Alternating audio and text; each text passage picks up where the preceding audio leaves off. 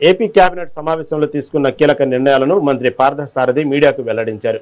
పర్యావరణ పరిరక్షణే లక్ష్యంగా ప్రభుత్వం విప్లవాత్మక మార్పులకు శ్రీకారం చుట్టిందని మంత్రి తెలిపారు. ఇకపై ప్రభుత్వ అవసరాల కోసం కేవలం ఈవీ వాహనాలను మాత్రమే కొనుగోలు చేయాలని కేబినెట్ నిర్ణయించింది.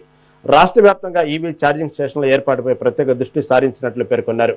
అలాగే పరిపాలనలో ఆధునికతకు జోడిస్తూ విధుల హాజరు కావాల్సిన అవసరం లేని ఉద్యోగులకు వర్క్ ఫ్రం హోం సౌకర్యాన్ని కల్పించబోతున్నామని మంత్రి వివరించారు.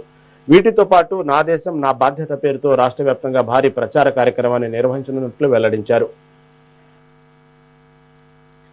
వాహనాల్లో ప్రయాణించటం, అదేవిధంగా విదేశీ పర్యటనల్ని వీటన్నిటిలో కూడా తగ్గించుకోవాలని చెప్పేసి ముఖ్యమంత్రి గారు సూచించడం జరిగిందని చెప్పేసి మనం చేస్తాను. అదేవిధంగా ఎమ్మెల్యేలు మంత్రులు కూడా సాధ్యమైనంత వరకు పబ్లిక్ ట్రాన్స్పోర్ట్ సిస్టమ్ కూడా యూజ్ చేస్తే బాగుంటుంది.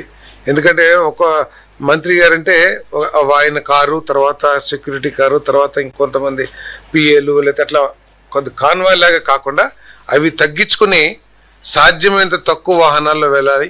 అంతేకాకుండా అవకాశం వస్తే ఆ వాహనాలు పక్కన పెట్టి సైకిల్స్ కానివ్వండి, లేకపోతే పాదయాత్ర చేయటం కానివ్వండి, మోడల్గా మనం అందరూ కూడా ఉండాలని చెప్పేసి ముఖ్యమంత్రి గారు సూచించడం జరిగిందని చెప్పేసి నేను మనవి చేస్తాను.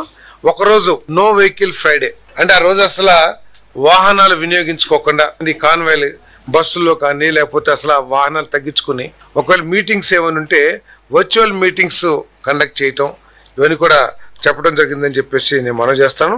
అదేవిధంగా అధికారులు కూడా అవసరం వస్తే 2-3 ఆఫీసర్లు కలిసి, అదేవిధంగా మంత్రులు కానీ కలిసి అంటే షేరింగ్ లాగా వస్తే కూడా కొంత అంటే దీని మూలంగా ఎంత వస్తుందనేది కాదు, ఒక మోటివేషన్ టు ది పబ్లిక్.